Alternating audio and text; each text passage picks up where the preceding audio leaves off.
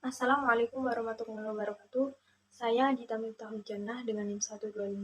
Di sini saya akan mencoba menjawab beberapa soal terkait dengan e-bisnis dan e-commerce melalui PPT serta video. Langsung saja, yang pertama adalah perbedaan dari e-bisnis dan e-commerce.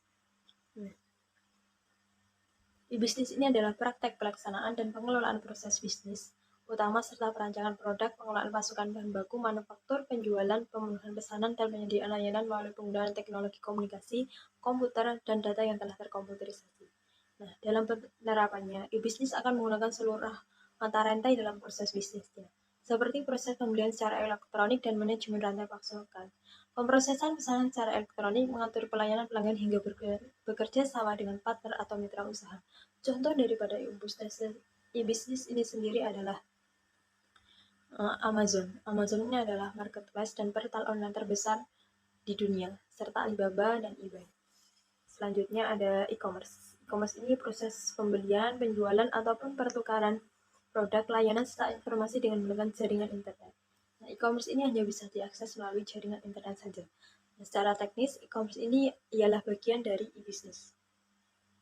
Jadi, tentunya e-commerce adalah bagian tak terpisahkan dari e-bisnis. Nah, tetapi dalam kerangka terbatas, e-commerce adalah kegiatan menjual dan membeli. Seperti contohnya pada e-commerce lokal yang di Indonesia.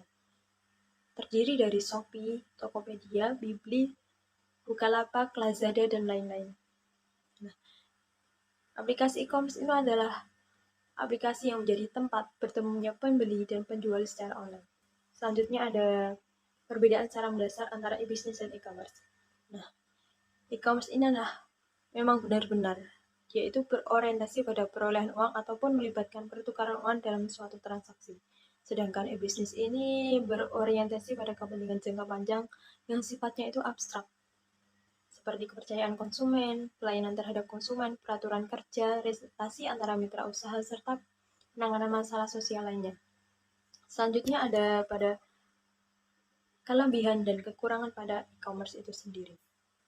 Nah, dimulai dari kekurangan e-commerce. Yang pertama itu ada beberapa produk yang tidak bisa menggunakan e-commerce. Contohnya adalah produk perbankan. Dia tidak bisa menggunakan e-commerce. Selanjutnya, sering terjadi ketidakpuasan pelanggan. Nah, ketidakpuasan pelanggan ini dipengaruhi oleh kesesuaian ekspektasi, seperti gambar yang tidak sesuai ataupun kekurangan lainnya. Selanjutnya adalah rawan terjadi penipuan. Nah, penipuan ini melingkupi barang yang tidak terima atau barang yang dikirim tidak sesuai dengan yang dipesan. Selanjutnya adalah persaingan yang ketat. Nah, e-commerce ini adalah cakupan yang luas, maka persaingan juga akan luas juga. Selanjutnya adalah masalah keamanan. Bisnis online memiliki keamanan yang kurang akurat. Jadinya keamanan pada bisnis online ini cenderung kurang. Selanjutnya ada pada kelebihan pada e-commerce. Nah, kelebihan dari e-commerce ini yang pertama adalah biaya operasional lebih rendah. Dikarenakan dia tidak harus mempunyai toko offline, maka biaya operasionalnya akan lebih berkurang. Selanjutnya ada meningkatkan jangkauan pasar. Meningkatkan jangkauan pasar ini bisa dijual di internasional maupun nasional, bebas. Selanjutnya ada secara tidak langsung mampu meningkatkan pendapatan UMKM atau perusahaan. Nah, mampu meningkatkan pendapatan UMKM ini contohnya yang tadinya hanya memiliki toko secara offline ataupun apa secara offline, munculnya e-commerce ini bisa meningkatkan pendapatan juga secara online. Selanjutnya adalah bisa meningkatkan pendapatan negara kita sendiri. Nah, contoh pada corona tahun lalu, seharusnya pendapatan menurun, malah sejak ada e-commerce pendapatan cenderung naik ataupun meningkat. Nah, selanjutnya ada pada penggunaan e-bisnis di Indonesia. Nah, saya mengambil salah satu contoh penggunaan e-bisnis di Indonesia pada perusahaan Garuda Indonesia yang cukup terkenal di negara Indonesia itu sendiri. Nah, penerapan e-bisnis pada perusahaan brand Garuda Indonesia mengembangkan dua jenis e-commerce, yaitu business to business dan business to customer. B2B dilakukan Garuda dengan menyediakan korporat online dan agensi online. Sedangkan B2C dilakukan dengan personal online booking atau memesan dahulu secara online. Nah, fitur e-commerce untuk brand Garuda Indonesia sangat lengkap bila dibandingkan dengan fitur e-commerce dari brand maskapai penerbangan lainnya. Garuda Indonesia itu menawarkan e-commerce terbaru yang disebut dengan 28 Customer Touchpoint yang memungkinkan calon atau penumpang Garuda Indonesia mengakses servis online dari before flying sampai after arrival yang disediakan melalui web. Selanjutnya ada pada penciptaan nilai tambah pada e-commerce. Nah, nilai tambah pada e-commerce ini terletak pada potensi peningkatan pendapatan, value enhancement, dan pengurangan biaya atau cost reduction. Nah, maksud dari penjelasan ini adalah dengan adanya e-commerce ini, pemilik usaha ataupun tidak melakukan biaya lebih dalam mendirikan banyak toko atau gedung serta pegawai yang banyak. Hal ini akan meningkatkan keuntungan dengan menurunkan biaya operasional perusahaan atau cost reduction. Nah, reduksi biaya adalah sumber utama dari penciptaan nilai itu sendiri. Proses penciptaan nilai ini dilakukan secara efisien agar menghasilkan keuntungan. E-commerce merupakan tempat. Nah, selanjutnya ini adalah e-commerce merupakan tempat bertemunya penjual dan pembeli secara online.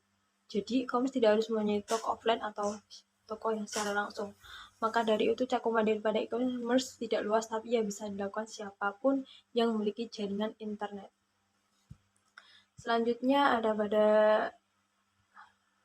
terakhir, Tokopedia itu menjadi platform belanja online yang diminati masyarakat sekarang ini. Nah, penyebab apa Tokopedia ini banyak diminati masyarakat? Yang pertama itu memiliki kualitas produk yang baik. Nah, dibandingkan dengan e-commerce lain, Tokopedia ini lebih unggul pada kualitas. Selanjutnya, keunggulan fitur yang banyak dan baik. Nah, fitur yang tersedia pada Tokopedia ini meliputi gratis ongkir. Pemicu utama konsumen itu adalah terkait dengan layanan pengiriman.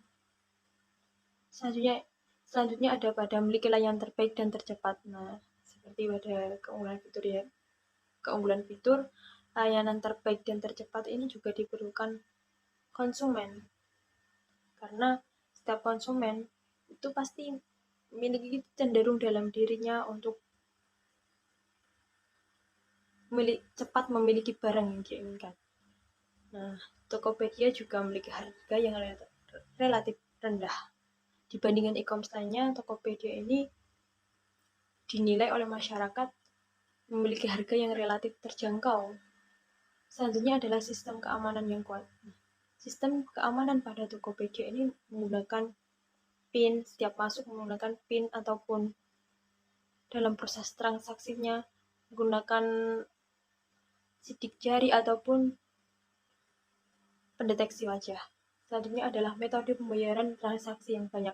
Nah, metode pembayaran pada Tokopedia ini meliputi banyak, melalui GoPay, melalui sistem pembayaran online lainnya. Nah, selanjutnya ada pada beragam produk lokal. Nah, Tokopedia ini dinilai masyarakat juga. Produk lokal yang ada di Tokopedia ini meliputi banyak, beragam, dan selanjutnya inovasi tanpa henti yang dimiliki Tokopedia ini menghasilkan keberhasilan pada perusahaan itu sendiri. Nah, lalu kenapa Tokopedia diminati masyarakat Indonesia? Tapi Goto atau Gojek Tokopedia hasil merger daripada kedua perusahaan ini rugi di tahun 2022 yang mencapai 40,4 triliun. Nah, menurut saya penyebab kerugian daripada Gojek Tokopedia dikatakan karena beberapa aspek non-kas maupun peristiwa yang hanya dilakukan satu kali, yang tidak mencerminkan kinerja bisnis inti perseroan. Aspek-aspek tersebut mencakup penurunan nilai goodwill sebesar 11 triliun rupiah. Terkait dengan penggabungan atau merger Gojek dan Tokopedia, investasi di JD, serta peningkatan beban kompensasi berbasis saham, dikarenakan ada penyesuaian asumsi masa kerja karyawan serta beban restrukturisasi. Nah, beban tersebut tidak muncul dalam kinerja Goto pada 2021 lalu dan baru muncul pada kinerja 2022. Dan ini mengakibatkan kerugian pada Goto membengkak sebesar 40,4 triliun rupiah. Nah, selanjutnya adapun perkembangan daripada Goto itu sendiri pada yang adapun EBITDA yang disisihkan tumbuh sebesar 52% dibandingkan tahun sebelumnya menjadi 3,1 triliun rupiah di kuartal keempat, yang menandai peningkatan 4 kuartal secara berturut-turut didorong oleh kinerja yang solid dari unit bisnis on demand service. Pendapatan bruto Tokopedia pada kuartal keempat 2020 tumbuh 19% dibanding tahun sebelumnya menjadi 6,3 triliun rupiah. Mungkin dari saya cukup sekian, kurang lebihnya saya mohon maaf yang sebesar-besarnya. Wassalamualaikum warahmatullahi wabarakatuh. Terima kasih.